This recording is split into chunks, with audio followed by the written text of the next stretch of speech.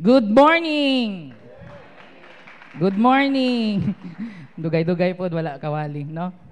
Anyway, salamat sa opportunity nga makawali na punta, no? Ang Ginoo sa paghatag ni Kuya Sammy sa ako 3 weeks ago, nga ako'y magwali. Nadaan gitam na nata sa Ginoo og pulong para karong kabuntagon. Anyway, before ta magsugod, kung ginari ko sang tanan nga manindog o kung naamoy Biblia, dam na bata maminaw, abrihan na to ang ato ang passage karong kabuntagon, Deuteronomy chapter 8 verse 1 to 20. So, kung nakita ninyo, say amen. And I do believe nakita ninyo, kay klaro kay sa likod nato, no? Sige, basahon nato per verse. Every commandment which I command you today, you must be careful to observe that you may live and multiply and go in and possess the land of which the Lord swore to your fathers. And you shall remember that the Lord your God led you all the way these 40 years in the wilderness to humble you and test you, to know what was in your heart, whether you would keep His commandment or not. So He humbled you, allowed you to hunger, and fed you with manna which you did not know, nor did your fathers know, that He might make you know that man shall not live by bread alone, but man lives by every word that proceeds from the mouth of the Lord.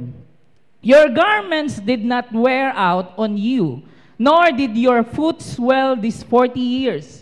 You should know in your heart that as a man chastens his son, so the Lord your God chastens you. Therefore, you shall keep the commandments of the Lord your God, to walk in His ways and to fear Him.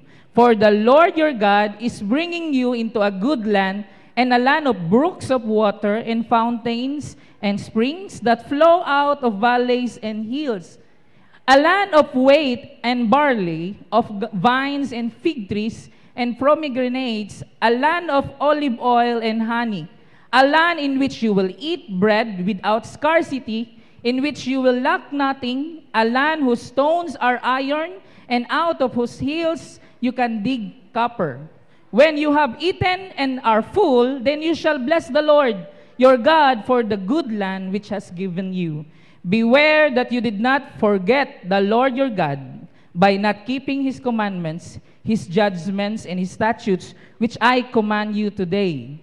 Lest when you have eaten and are full, and have built beautiful houses and dwell in them, and when your herds and your flocks multiply, and your silver and your gold are multiplied, and all that you have is multiplied, when your heart is lifted up, and you forget the Lord your God, who brought you out of the land of Egypt from the house of bondage, who led you through that great and terrible wilderness, in which were fiery serpents and scorpions, and thirsty land where there was no water, who brought water for you out of the flinty rock, who fed you in the wilderness with manna, which your fathers did not know, that He might humble you and that He might test you, to do your good in the end. Then you say in your heart, my power and the might of my hand have gained me this wealth. And you shall remember the Lord your God, for it is He who gives you the power to get wealth, that He may establish His covenant which He swore to your fathers at this day.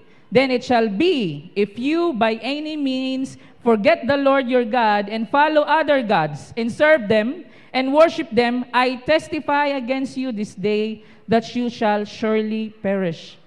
As the nations which the Lord destroys before you, so you shall perish, because you would not be obedient to the voice of the Lord your God.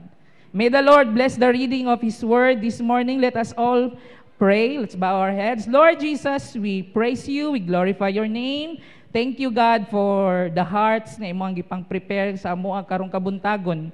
Ginoo, abri ang mga kasing-kasing among hamunahuna, And Lord, we do believe, Ginoo, God, Lord, kanang andam mi mudawat sa imong pulong karon, Ginoo, reminders, rebuke, encouragement, Ginoo. Karong kabuntagon gitugyan namo ang among mga kinabuhi, ang among spiritual eyes, ang spiritual ears. Mangusap ka, magstoryahanay ka sa imong mga katawhan karon, gamiton nimo yung mga instrumento karong kabuntagon. Salamat, Ginoo. In Jesus' name we pray. Amen and amen. Let's all be seated. Before ko magpadayon, pwede ko mangutana.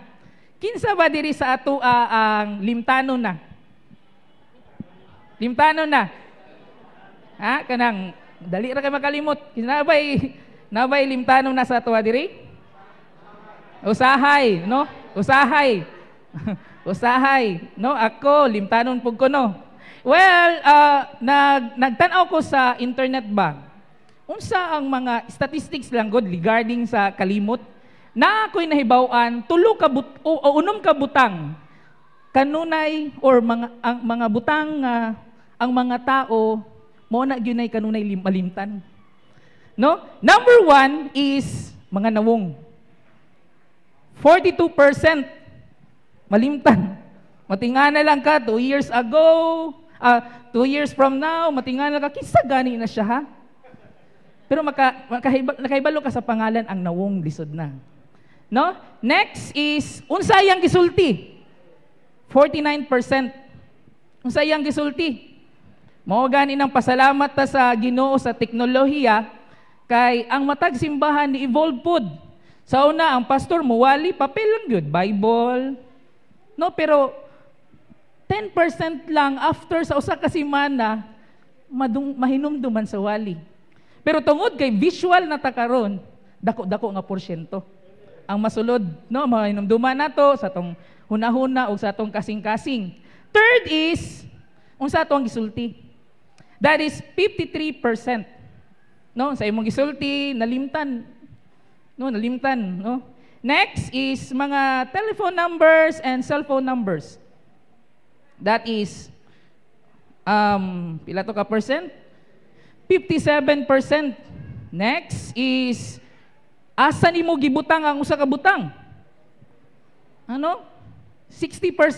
Limtanon kayo ta. And then pangalan. That's 83%. Nya ang kinalasan kung ikaw wala ka kahinumdum kung unsa imong gibuhat, nabuhat ba to nimo? Apil ka sa 38%. No? 38% ng limtanon. Nabasahan po na ako, according kay Dr. or Mr. Daniel Pendick, Executive Director sa Harvard Men's Health, na ay unom kabuok causes ang kalimot. Unom kabuok rason nganong malimot ang tao. Mostly sa tao, limtanon. Number 1 is, ingon pa niya, kulang og tulog. Hello? Kisabay, kulang og tulog diri. Mrs., Mister, matingana lang ka sa sabot ninyo. Nalimot. No? Number 2, underactive thyroid. Ano, may problema sa thyroid? May problema sa thyroid. Either, no? Na ay gasgas o unsa ba, bunog kayo. Basta thyroid, na siya problema sa thyroid. Ikatulo, alcohol. Wines, beer, mo-contribute siya sa atong kalimtanon. Anya, ikaw pat, kining stress kayo ta. Unya, worry. Stress, worry. No? Bantay, kaysa may stress diri. Limtanon na siya madugay. And then, ang kelima is depression. Depress. Mo-contribute siya sa atong kalimot, ha? Ikaunom, medication. No? Kining mga tranquilizers, kining tambal na atong ginainom, no, mga blood pressure, drugs, and other medications makaapekto sa atong memorya. Na-epekto sa atong memorya. Ako personally, ako sa number 6. Kay niagi ko og tulo ka major operations sa ako ang tiil, no? Katong na-disgrasya ko. And kapila kong injection na nato anesthesia. O guban pa ng mga droga, no? So muna nga matingala ko, dili naman ko. Asa ganiya, maglisod na kog memorize og mga bersikulo, honestly speaking. Di na gyud nako makaya. Pareha tong children's pa namo nga mag-contest mini kongki ba. Di na gyud na makaya kay Na naging problema sa ato ang makarelate man siguro ang mga nay-anak diri. No, usually. Okay. That's why we take medication. Sama sa kuang gi-title gani nga video.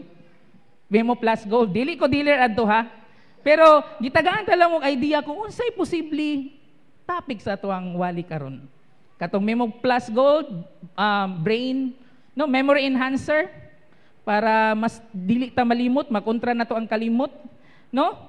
And sometimes ang realidad ra bagyud, no?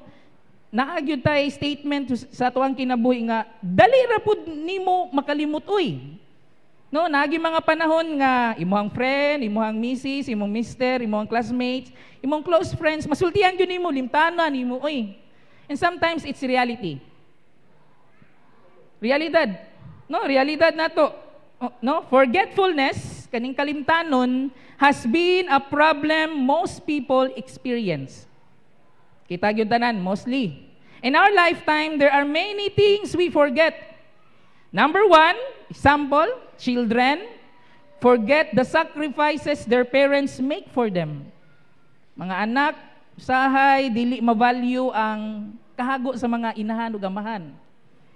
No, trabaho day si mama, si papa, and keso dali ra kaayo nato magasto ato mga ipanghatag sa ato ng mga kwarta.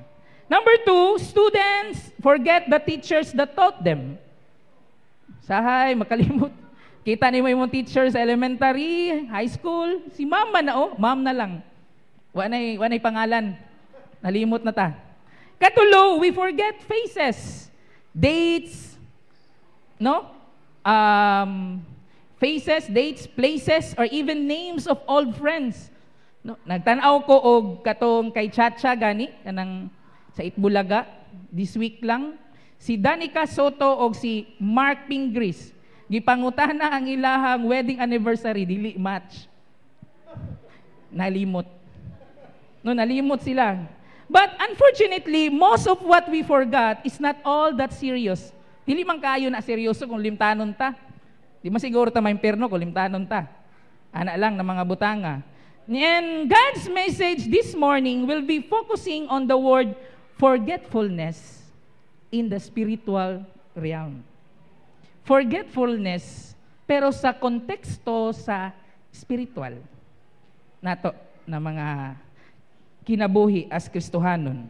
And there is a side in our Christian life that forgetfulness has a big role. Naidako kayo siya nga role. And number one is, some need to forget past success.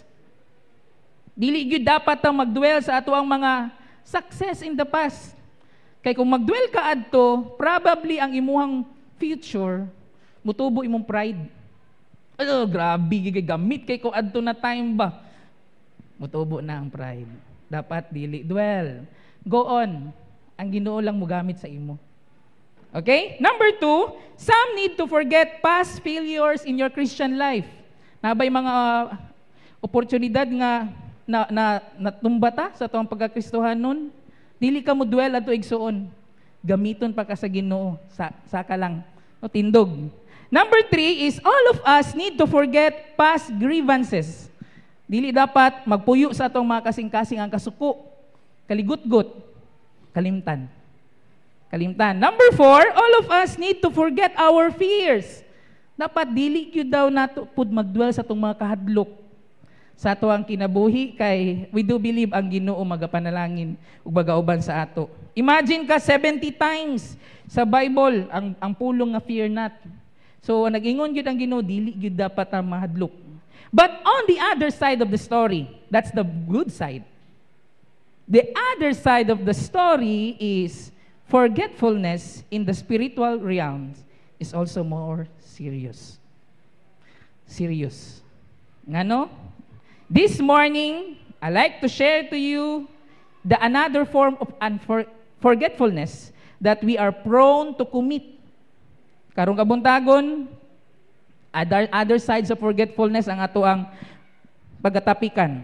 Now, forgetting me, kalimtan ba ko nimo, dili big deal. Kalimtan ba ka nako, dili na to na big deal.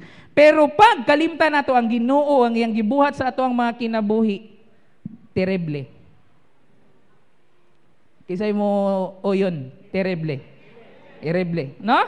Ang background sa passage na to, karong kabuntagon, is that sa book sa Deuteronomy, o ang book of Deuteronomy comes from the word Deuteronomium. Ang meaning niya, second law. Kung ibantahon nimo, basahon nimo ang Deuteronomy, matingala ka na mention na pud balik ang 10 Commandments, which is naalang siya sa Exodus chapter 20. And according sa scholars, nga nung na-mention siya balik, it's because sa 40 years nga nagtuyok-tuyok ang Israelita sa disyerto, daghag na nga matay. Na-instrukan sa Ginoo sa 10 Commandments ang first generation, ang mga nitubuay, ang mga ni anak, wala na instruct. Unya, padulong na sila sa Kanaan anina time. So Moses, gigamit sa Ginoo para i-instruct balik kung unsa ang 10 Commandments. And appeal sa pag-instruct nila, isang passage na to karong kabuntagon. No? Moses, knowing the mere fact that he won't be able to enter the promised land. Kay balo man si Moses nga di gyud siya kasulod, igo ra gyud siya mutanaw tungod sa iyahang isa ka sala lang. No? Sa nga wala gyud siya, wag gyud siya gi-consider sa Ginoo adto, wag gyud siya kasulod sa Kanaan, that his fellow Israelites were about to take over the land, set a warning before them not to dare to forget God when they enter and enjoy the gift of the promised land. No, si Moses nag-warning sa iyahang mga kauban ng mga Israelites nga, ayaw in taon mo kalimot kung unsay gibuhat sa Ginoo sa panahon nga naapata sa disyerto. Wa tay tubig, mangayo tag tubig, matingala ta, nag-agas ang tubig diha sa kilid. Wa tay pagkaon, natingala ta, tagaan tag pagkaon sa Ginoo. No? Now, forgetfulness man ang atuang topic. Unsa siya? What we are not talking about? We are not talking about forgetfulness kaning absent-mindedness. Kana ganing literal na to nga kalimot. Dili na siya ato ang topic karon ginastoryahan. Dili pud ta nagastorya about facts about God can be remembered while we forget God. Dili pud siya ana, no, mga facts about sa Ginoo, dili na siya atong pasabot. And number 3, dili siya danger. Dili siya ang atong topic dili about danger sa nawala ay muang memory sa Ginoo. Kung pagkaila sa Ginoo, dili na ato ang pasabot. But what we are talking here karong kabuntagon is the danger of forgetting God sa realidad sa Ginoo sa atong mga kinabuhi. No? Danger of forgetting the reality of God sa atong kinabuhi. Number 1, unsa? We are talking about forgetting how much we need to depend upon Him. Naay mga panahon nga usahay, paminaw nato, wala na ta nagsalig sa iya. Kita na lang, tagiya sa atong kinabuhi. Naay nagabot pasabot na apoy mga panahon nga, number 2, forgetting the importance of being obedient to His Word. Nakalimot ta, nga naday tay pulong sa Ginoo nga dapat natong sundon. Number 3, nakalimot sa buta nga nagaklaim ta sa iyahang pangalan, nagbuhat ta sa atong religious duties, pray, musimba, hatag og tithes, etc., mutabang sa simbahan, pero ang atoang pangadlaw-adlaw na kinabuhi, paminaw nato or wala siya nagalihok. No? Wala gyud siya nagpuyo sa atoang kinabuhi. Number 4, the point is, sometimes enjoy kita sa mga panalangin na gihatag sa Ginoo. No? Enjoy kita sa mga good things na gihatag sa Ginoo, pero na-divert ang attention. Nalimot nga, dinto unta mo focus, ni-focus na sa mga house and lot, kwarta, sa panadiha. Diya ta ni-focus. No? From this passage this morning, I want to share to you the message entitled, The Power of Unforgetfulness. Naaba ba daw gahom ang kalimot? Ngutaan ako sa inyo. Ha? Naabay gahom kay mingon ba sila? Walay gahom ang kalimot. Naabay gahom ang kalimot? Ha? Okay. Na ako'y tulo ka punto nga ako ang i-share sa inyo karong kabuntagon. Number 1 is, sa passage na to ha, number 1 is, never forget to remember God's provision. Ayaw gidon nimo kalimti nga ang Ginoo nihatag sa imong pangadlaw-adlaw nimo mga panginahanglanon. Sama sa gibuhat niya sa mga Israelita, God provided everything in the wilderness for the Israel. Example, food, ang mana, ang quail na gihatag sa Ginoo sila sa panahon na magutomon sila. Next is, matingala ka, ilaha pa ang mga sanina, ang pinaka-branded. Imagine ka, 40 years, wala na pudpud ang chinilas, wala nagisi ang sanina. Imagine ka, usang klaseng tilahan na. For 40 years, no? Wala na pudpud, wala na kuwan, wala na gubang sapatos, no? So, ang pinakamala sapatos sa karon, layo ra kay na sa una. No? And then number 3, pillars of fire by night. Wala sila'y suga atong panahon na sa disyerto, pero ang Ginoo na ay pillars of fire, hayag sa taas, no? Dimdim siguro tirada adto, pero makatulog silang tarong, no? And then pagabuntag na, dili sila mainitan because na ay pillars of clouds nga nagauban, nagagiya sa ilaha. Inana ang provision sa Ginoo, no? And all these things should have made exceedingly joyful, full of gratitude and praise, but the people continually grumbled and complained. Sa panahon nila ato na time, grabe na kayong panalangin, pero ang batasan, unsa? Pagulbulan. Bagulbulan. Example, Numbers 21 verse 5, ingon siya diri, and the people spoke against God and against Moses, why have you brought us up of Egypt to die in the wilderness? For there is no food, no water, and we lot this worthless food. Even ang panalangin na gihatag sa Ginoo sa iya, gitawag nilang worthless. No? Hopefully, wala ta kasultiana sa Ginoo. They call this worthless food the very food that God miraculously provided for them every day. Can you imagine calling anything worthless that God had provided? Doon na ba'y butang gihatag ang Ginoo sa itong kinabuhi nga, nisulti ta nga, useless man ni Ginoo? Murag wala man ni pulos ang kinabuhi, pero nganong gihatag man nimo sa ako? Nabatay mga butang nga inana? No? Sa ilaha, sa panahon nila, still God is faithful sa Israelites. God is true sa iyahang pulong. No? God is true sa iyang pulong. Question, if God is faithful sa mga murmuring Israelites atong unang panahon, dili ba siya faithful karong panahon na? Ha? Ang imuhang mga kaguol, ang imuhang mga problema, dili ba siya faithful, ana? Murmuring pa manggani to. Siguro dili ta inana ka bagulbulan sila siguro, pero Ginoo, ang Ginoo faithful kay sa ila. How much more sa ato ang panahon? That means nga ang Ginoo nga ato ang giserbisyuhan is a good provider. Wala gyud ka nagkamali. No, wala ta nagkamali. And then, pag muingon ka nga ang Ginoo mo supply sa aton needs, mo supply pud gyud siya sa atong mga panginahanglanon. No? Mo supply gyud siya sa atong panginahanglanon, dili siya theory ang nasa Biblia. Dili lang tapod pwede nga mahimutang hyper faith. Karon tag hyper faith ba? Mo supply bitaw ang Ginoo sa akong panginahanglanon, di pa ko mo trabaho. Naapod ang ato ang part.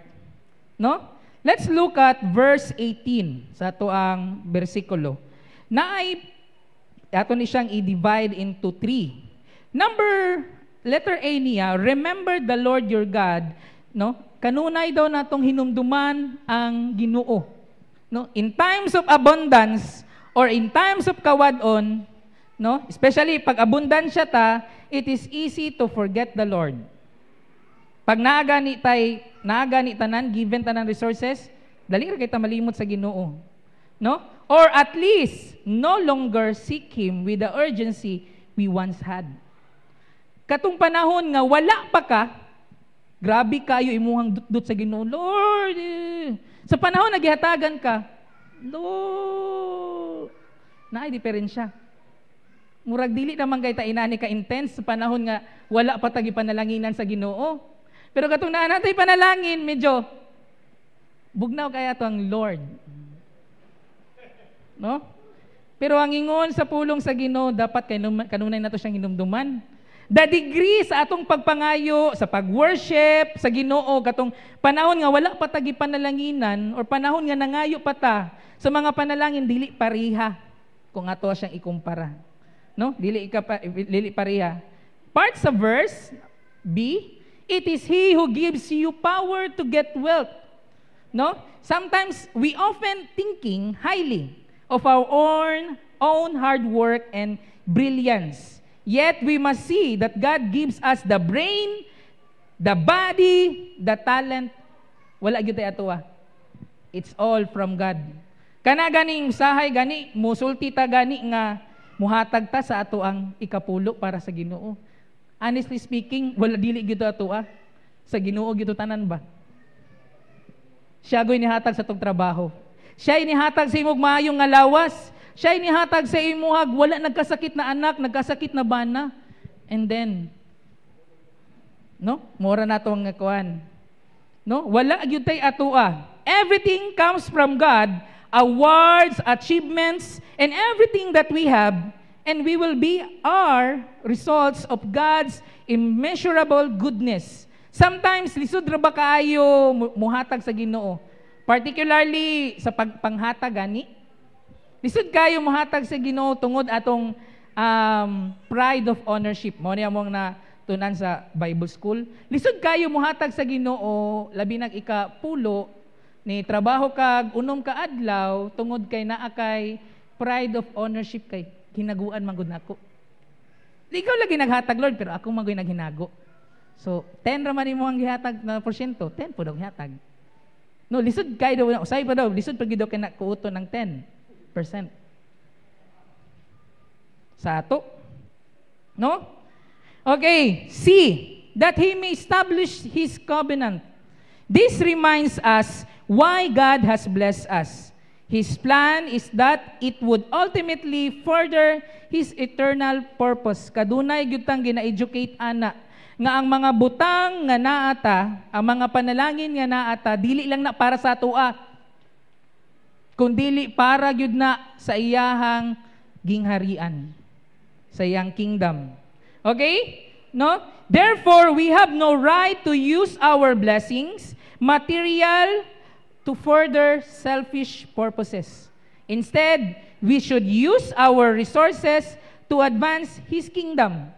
No? Ang atoang mga panalangin, ihatag pud nato, tagaan pud nato ang Ginoo para sa kingdom, para sa ministry niya. Realidad nga applications, particularly sa area sa financial, no? Ma-remember na ko ang wali ni Pastor Ed Lapis.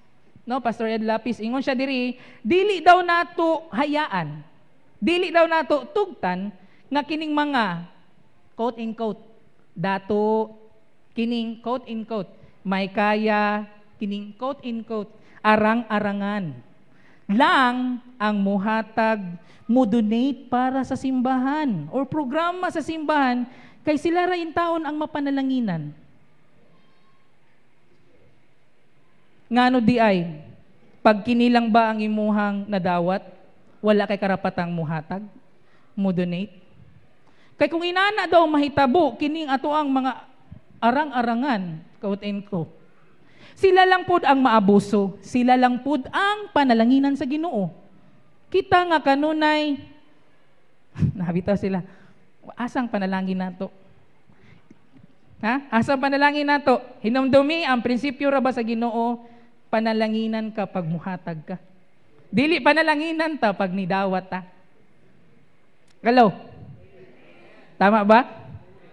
No? Kitang tanan, walay siya criteria. Ay, construction worker lamang ka, exempted ka. Ay, doktor ka, taas kay kagkuhan. Ay, inani ka. No, kitang tanan. Alo? No? Para sa gingharian sa Ginoo. No? So, tama po, di ba? Kung imuhang tunahon. No? Kay ang tao mang hinatagon, panalanginan ra bagyo na sa Ginoo. No? Nya musugot ka nga sila lang kanunay panalanginan. Ikaw? Number 2, lesson. Forgetting God is a serious thing. No, seryoso siya na butang kaning malimtan nato ang Ginoo sa ato ang kinabuhi. How easily people take away God from the picture when we enjoy good things. Sahay, malimtan nato ang Ginoo sa senaryo, no? Because of the alluring beauty of blessings and the happiness it brings, it becomes preoccupied with it, and the thought of God easily vanish from our minds. Nadaghan na kayo kag mga plano kay nakadawat ka ani, nalimtan nato ang Ginoo. No? Si Moses sa passage nato ang gibasa, gihatag niya ang warning for future lessons. Wala na ayon niya nahimo siyang judgmental adto panahon na iyatong gibasa. Pero it's a warning for future lessons. Ayaw inintaw niyo kalimti ang Ginoo kay siya ang Ginoo nagakuan sa imo basi og kay ang Ginoo ra ba gini-provide sa inyo for 40 years. It's a future lessons. Moses discerned that his fellow men would be preoccupied by the many things in the land that would cause them to forget God. Imagineon kanimo katong mga bersikulo sa verse 4 hantod sa 10 ba to? Grabe kayong description sa Kanaan. Kung mukalot daw ka, iron, copper ang imong makuan. No? Daghan kayong prutas, daghan kayong milk and honey. Abundansya, pwede na ka matulog, di na ka mo trabaho. Pero ang advice ni Moses, ayaw. Ayaw gid nyo kalimti ang Ginoo sa panahon natay panganalangin. Ayaw gyud. Okay? No? In the context of relationship, no? Kining context of relationship ba sa mga singles, no? Ang Ginoo, no? Ayaw in taon mo pag get into relationship sa mga Canaanites. Kay pareha sila sa player sa Iran, mga tangkad, tall, dark, and handsome. Sa FIBA sa Iran, tangkad kayo, no? And kanang mga gwap. Siguro sa panahon nila, ato na time, ang mga single nila ato na time, mga gwapo maguning mga Canaanites ba? Gwapo maguning mga Moabites ba? Gwapo maguning mga Amalekites ba? Akong mga pariha raman mignawong aning akong mga kauban.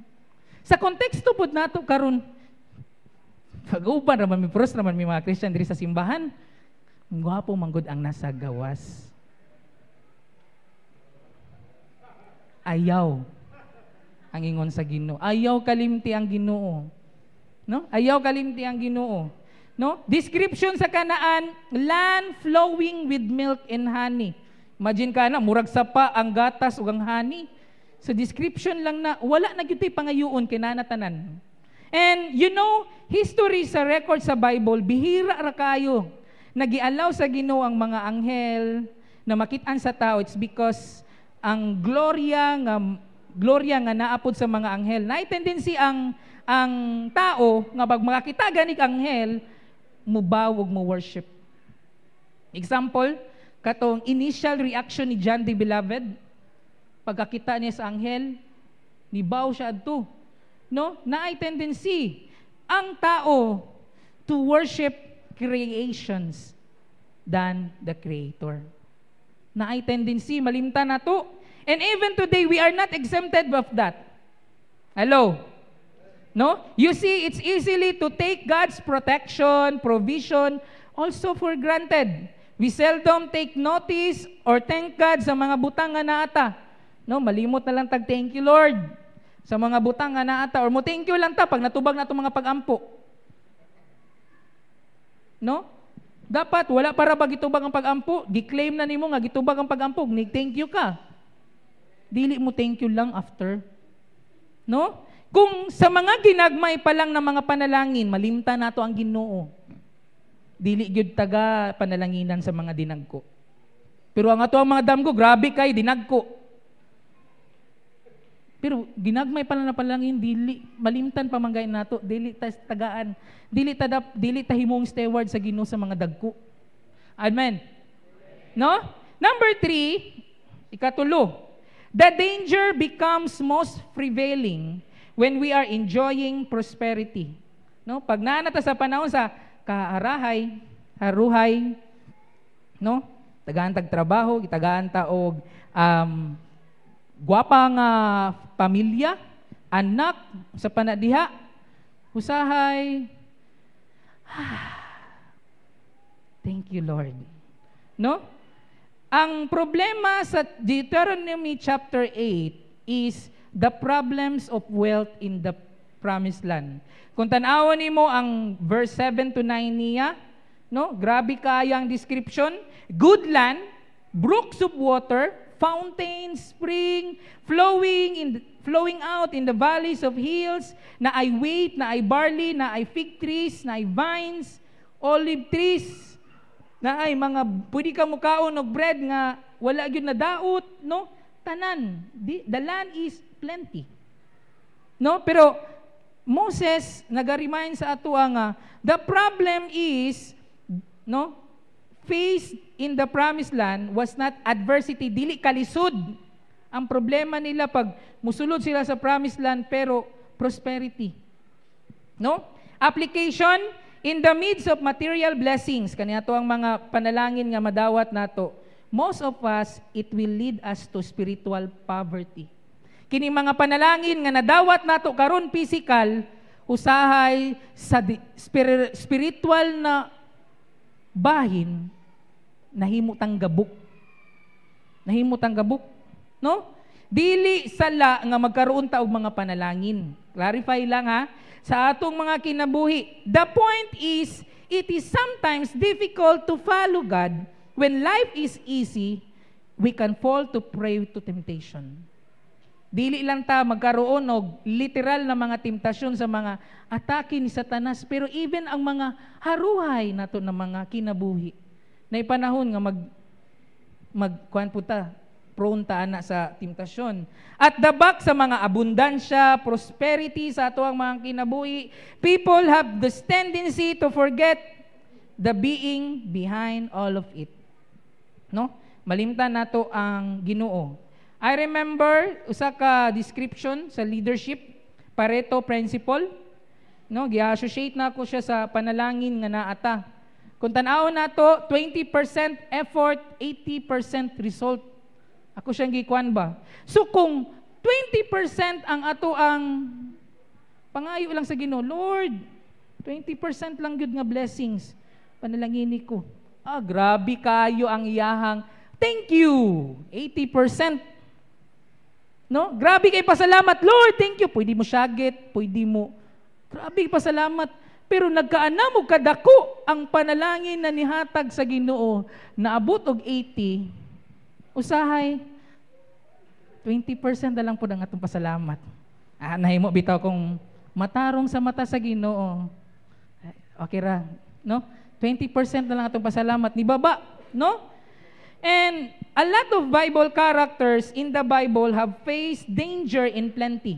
Daghag mga Bible characters nga ni face og danger, no? Sa abundansya nga naa sila. Tagaan example number 1 si Adam. No? Adam lived in a perfect world and had a perfect relationship with God. His needs are met. He had everything but still fell to Satan's deception. No? Di ba ba? Perpekto na tanan. Wala na untay kulang. Na slide paghihapon sa temptasyon ni Satanas. Noah, no? Noah and his family survived the flood and the world was theirs. Ilahan ang kalibutan, sila na lang gud ang nabilid. No? They were prosperous and life is easy. Noah shamed himself by becoming drunk and cursed his son Ham. Number 3, si David.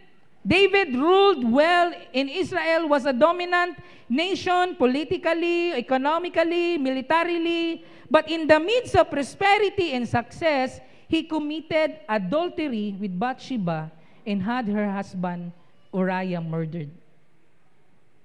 Solomon, no? Naa sa iya tanan, power, wealth, fame, and wisdom, but ang iyang abundansya pod was the source of his downfall. He loves pagans. He loved his pagans, idolatrous wives. Imagine kapila yang kabitog ang iyang asawa, so much that he allowed himself in Israel copy their detestable religious rites. Gisundog na nila ilang mga ceremony sa pagans. Kay higugma kayo siya sa iyang mga asawa, sa iyang mga kabit. And the last, the nation of Israel. Gihatag sa Israel ang promised land, but as soon as brave and faithful Joshua died, they fell into the idolatrous practices of the Canaanites. No, kay wala na sila leader, na timingan, namatay. Nakopya na pud nila ang ceremony sa Canaanites. No? So the result aning kalimtanon mga igsuon, no? Pride. No, pag malimot ta sa Ginoo, sa madeo pag malimot ta sa Ginoo, ibig sabihin wala ka nagsalig sa Ginoo. No? Pride. No, makita na to sa verse 14. Magbantay daw ta kay ang imong kasing-kasing mo. No, masakay imong kasing-kasing. No? Pride begins to grow when we forget our absolute dependence upon God. Mao nang nabantayan na natun-an na mo sa CLDP, no? Particularly sa CLDP 2, no? Sa panahon nga lig-on ka, dili niyo makita nga ang Ginoo nagalihok sa imong kinabuhi. Pero sa panahon nga down ka, natingala ka, gilift ka niya. Diya siya mugawas ang yang gahom. No? Maglihok siya sa tuwang kinabuhi. No? Verse 20 sa tuwang passage, na ay term dito, so you shall perish. Sa ang penalty sa pride, mga igsuon, distraction. Distraction. Kung kalimtan na to ang Ginoo sa tuwang kinabuhi, padulong ta sa distraction.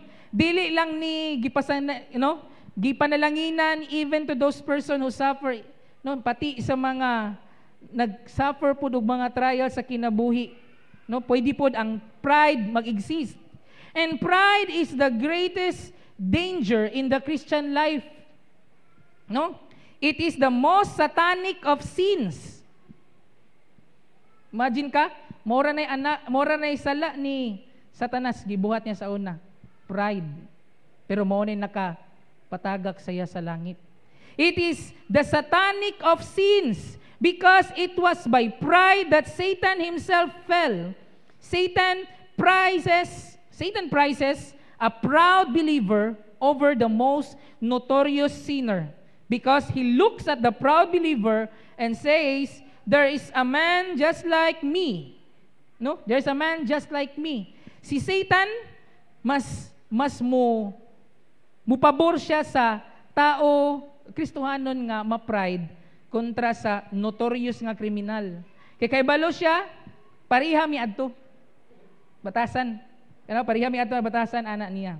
And you know kung ang pagkalimot sa Ginoo, no, pride di ay ang hinungdan o ang pride na ay distraction, humility ang tambal. Magpaubos, no? No? Humility is the antidote to forgetfulness of God. It is imperative, necessary dapat nato daw naata for us to realize that we all depend on God for enablement. No? Humility nga dili gyud nato kayang tanan. Lord, dili gyud namo kayang tanan. Uban gyud ka sa amoa kinabuhi. It's a humility. Conclusion. Na ako'y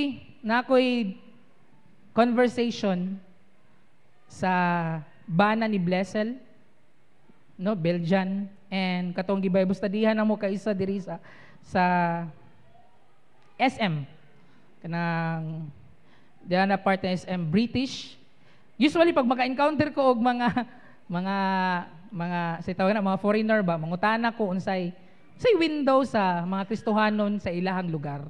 And you know what? Lisod, ikaw mag-uol. No, kuan kay ta diri kanang blessed kay ta diri sa Pilipinas, no?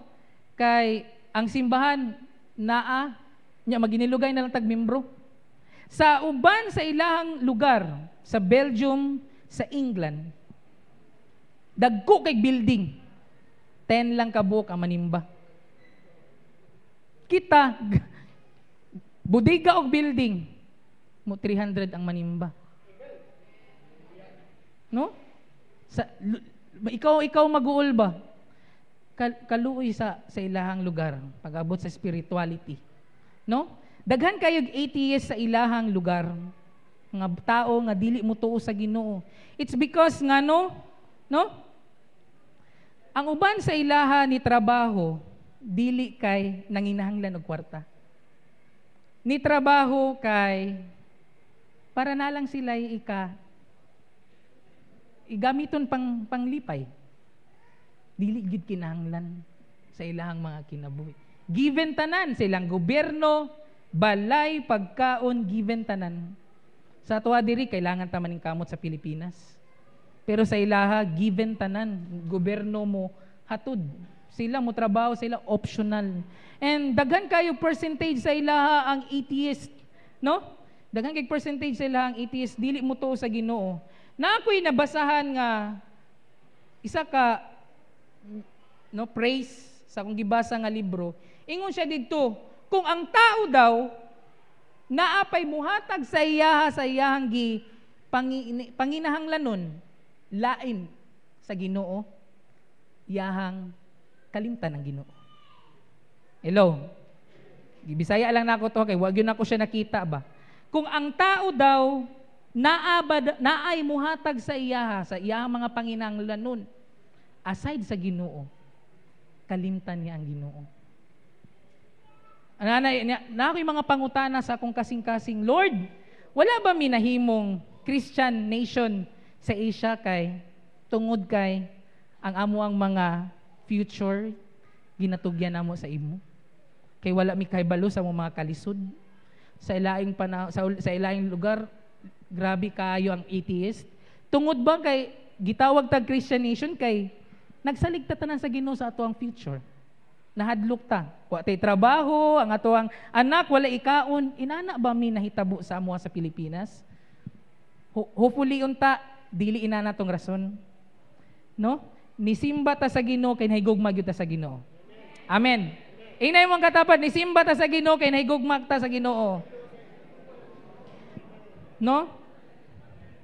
So, kung karong kabuntagon, no, dili na ta magdugay, ay kung naaman tay mga igsuon diri or kung pipila man sa atwa diri na ay mga nabuhat nga nalimot ta sa Ginoo. Ang Ginoo nagtawag sa atwa. Nagingon siya sa Jeremiah 3 verse 19 to 22, the Lord said, I want to treat you like my own children. I want to give you pleasant land, a land more beautiful than any other nation. I thought that you would call me Father. I thought that you would always follow me. Verse 20. Verse 20. No, but you have been a woman who is unfaithful to her husband. Family of Israel, you have been unfaithful to me. This message is from the Lord.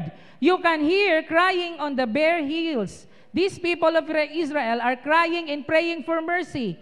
They became evil. They forgot the Lord their God. People of Israel, you are unfaithful to me, but come back after me. Come back and I will forgive you for being faithful. Kung naa may mga panahon nga nalimot ta sa Ginoo, mga igsuon, minsay sa Ginoo sa pulong niya. Come back. No? Come back. And ingon pa siya sa Isaiah 49 verse 15 to 16, no? Na ay grasya pagyud ta na panahon karon. But the Lord says, can a woman forget her baby? Can she forget the child who came from her body? Even if she can forget her children, I cannot forget you. Dili kaniya malimtan sa Ginoo. I drew a picture of you on my hand. You are always before my eyes. Hello. Igsuon, gihigugma ta sa Ginoo. It's a reminder sa atua, kung makadawat man tag panalangin, never forget to remember God. Never forget to remember God. Simple lang kayo nga, thank you Lord. Sa kasing-kasing sa Ginoo, taba na kayo na. I want you to stand this morning, and if the God's word this morning nakipagstorya sa imo ha, could you open your hearts, your hands up, and let's praise God. Kung na yung mga panahon nga nalimot ta, na yung mga panahon nga gi-question nato ang Ginoo sa ato ang mga kinabuhi. Kung gitawag ba gyud ta, no, gipanalanginan ba gyud ta, you can speak to the Lord this morning. You can speak to the Lord this morning. As we sing the song, In Christ Alone I Place My Trust,